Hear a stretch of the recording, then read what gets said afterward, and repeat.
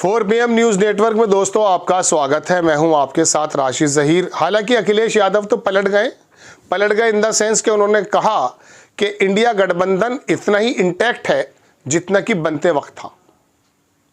तो उन तमाम बातों को मैंने आपसे पहले भी एपिसोड बनाया था, बिल्कुल वो निर्मूल साबित होती है, जिसमें कह रहे हैं कि इंडिया गठबंधन बिखर गया, सब लोग अलग अलग हो गए और कांग्रेस को अलग कर दिया गया।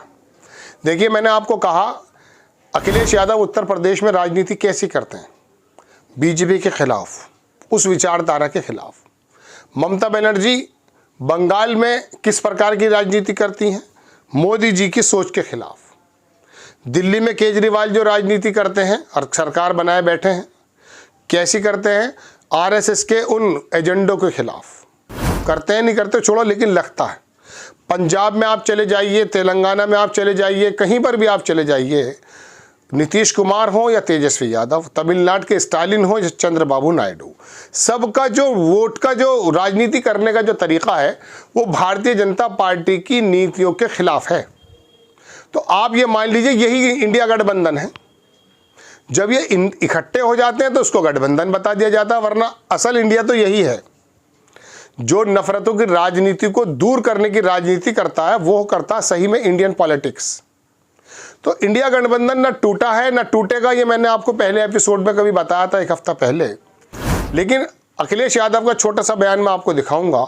उन्होंने कहा इंडिया गठबंधन उतना ही इंटैक्ट है, यानी कि गोया के उन तमाम बातों को उन्होंने दरकिनार कर दिया कि जिसमें यह कहा जा रहा था कि इंडिया गठबंधन खत्म हो गया है, टूट गया है। इंडिया गठबंधन वैसा ही इंटैक्ट है जो इंडिया गठबंधन शुरुआती दौर में जहां से बनना शुरू हुआ था कि वो रीजनल पार्टीज जो भारतीय जनता पार्टी का मुकाबला कर सकें, उन्हीं का साथ देना, उन्हीं के साथ खड़े दिखना है। समाजवादी पार्टी आज भी उसी रास्ते पर है कि इंडिया गठबंधन और मजबूत हो, वही regional party Bharatiya Janata party का मुकाबला करें जो लड़ रही हैं, उन्हीं के साथ खड़ा दिखना पड़ेगा। अब ऐसे में दरअसल दोस्तों ये छोटे छोटे घटक दल, कभी उद्धव ठाकरे का राउत जो है नेता वो आकर बोल जाता है, कभी केजरीवाल कुछ और बोल जाते हैं, कभी उमर अब्दुल्ला, बताइए क्या पोजीशन है उस आदमी की, कुछ भी नहीं है। लेकिन कभी कभी वो भी बोल देता कि इंडिया गठबंधन तो ख़त्म हो जाना चाहिए, या तो ये 2024 के लिए बना था। ये तमाम चीज़ें हैं। तो दोस्तों बात यह है कि ऐसे में कांग्रेस को, राहुल गांधी को एक बात पर नज़र रखने की ज़रूरत है। अब आप कहेंगे ये बार बार खबरें देते हैं या मशवरा देते हैं। देखिए, बात ऐसी है, देश के अंदर जो हालात हैं, चाहे वो वर्गों का सोचना हो, वर्गों का ध्रुवीकरण हो, या लोग किस प्रकार से सोच रहे हैं, वो भी बताना हमें हमारा पत्रकारों का फ़र्ज़ होता है।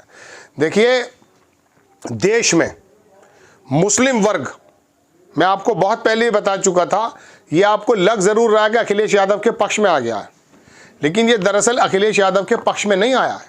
ये भारतीय जनता पार्टी के खिलाफ इंटैक्ट हुआ है और ज़्यादा। इसलिए आपको केजरीवाल को वोट दिखता हुआ नजर आ रहा है। तो जो भी भारतीय जनता पार्टी को हराता हुआ नजर आता है, 20% वोट जो है, ये 14% कहते हैं, लेकिन ये ज़्यादा है। बहरहाल, तो कहने का मतलब ये है कि वो उसको जिताने की शुरू कर देता है, जो मुस्लिम समुदाय का वोट। ये पूरा वोट राहुल गांधी की पर्सनैलिटी से इंटैक्ट है। ज़रूरत इस बात की है कि राहुल गांधी अपने लोगों के ज़रिए अपने जितने भी टूल्स हो सकते हैं, जितने भी संसाधन हो सकते हैं, इम्प्लीमेंट कर दें, लोगों से मिलें, लोगों को पता चले कि हमारा प्रतिनिधित्व ये राहुल गांधी का बंदा कर रहा है, मजबूत। ऐसा नहीं है कि उसके अंदर भारतीय जनता पार्टी, आरएसएस के दिमाग वाले लोग शामिल हों, सॉफ्ट हिंदुत्व की बात करते हो, हटा दें इसको बिल्कुल। राहुल गांधी अपने 2019 के बाद बिल्कुल अपनी लाइन पर साफ नजर आए। पहले तो वो थोड़े गड़बड़ाते नजर आते थे हिंदुत्व और सॉफ्ट हिंदुत्व के बीच में। तो ये 18-20% वोट जो है, जिसे 14-15 बताते हैं ये लोग, ये पूरी तरह से इंटैक्ट हो जाएगा राहुल गांधी के लिए, प्रदेशों में भी और देश में भी। दूसरी बात, मायावती ने जिस प्रकार से काशीराम के सपने को छिन्न भिन्न कर दिया है, दलित समुदाय भी इस समय बड़ा आक्रोशित है, परेशान है कि जाए तो जाए कहाँ। कभी 5 किलो चावल पर उसे अट्रैक्ट करने की कोशिश करती है बीजेपी, लेकिन तभी गुजरात में, महाराष्ट्र में उत्पीड़न की खबरें आती हैं तो ये थोड़ा सा धमक जाता है। कभी इसको हिंदू बनाने की कोशिश करती हैं आरएसएस, लेकिन जब इसके साथ भेदभाव होता है तो ये फिर जो है थोड़ा सा मैं कह सकता हूँ चौकन्ना हो जाता है। वो पूरा दलितों का वोट कांग्रेस की तरफ निहार रहा है, बशर्ते राहुल गांधी लोकल छत्रप नेता निकाल करके इन दोनों समाजों में ये वाली बात को बना दें कि वाकई हम आपके साथ खड़े हैं। जैसे राहुल गांधी ने अपने बयान में कहा कि देश में कोई भी तबका हो, मेरी ज़िंदगी के राजनीति उठाकर देख लीजिए, मैं उस कमज़ोर आदमी के साथ खड़ा नजर आऊँगा। दूसरी बात, जो मुद्दे उनके हाथ में हैं, जातीय आरक्षण, जातीय जनगणना, ये वाकई 50% का वो कह सकता हूँ वो लिमिटेशन को तोड़ देना, जिसकी वजह से 85% लोग जो हैं सफ़र कर रहे हैं, परेशान हैं। और चौथी बात मैं आपको दोस्तों बता दूं, भारतीय जनता पार्टी को वोट देने वाला वो वर्ग जो मजबूरी में वोट देता है, जो मुस्लिमों को विलन बनाता है और इनको डराता है, हिंदुत्व और कुंभ और रथ यात्राओं के अंदर शामिल करता, वो उससे ऊब चुका है। वो भारत की तरक्की चाहता है जैसे राहुल गांधी चाहते हैं। ये 85% वोट खाली मुस्लिम और दलितों का नहीं है, इसके अंदर वो ओबीसी का बड़ा वर्ग है जिसको अमित शाह ने प्योरली अकॉर्डिंग टू आरोप हिंदुत्व की वजह से उसे बिल्कुल ये समझ लीजिए इंटेक्ट कर लिया। 5 किलो चावल देके जो चक्कर लगाए जा रहे हैं यात्राओं के अंदर, वो उससे आजिज आ चुका है। नो डाउट जहर बाकी है, 15-20% भी होगा, लेकिन ये तो सन 80 में भी था इनके पास। लेकिन वो जो अपर समाज बनिया है, वो जो ठाकुर है, वो जो जाट है, हालांकि वो ओबीसी में आते हैं, और मजबूरी में आके ब्राह्मण भी, वो वोट, ये वाला वोट 15% ज़्यादातर बीजेपी का है। इसके अलावा तो फिर वो अपना अभियान चलाते हैं। तो ये 3 चीज़ें जो मैंने आपको बताई हैं दोस्तों, कोई ज़रूरत नहीं है गठबंधन का बोझ को सर पर रखकर चलने की। इन दोनों वर्गों से डायरेक्टली वार्तालाप राहुल गांधी का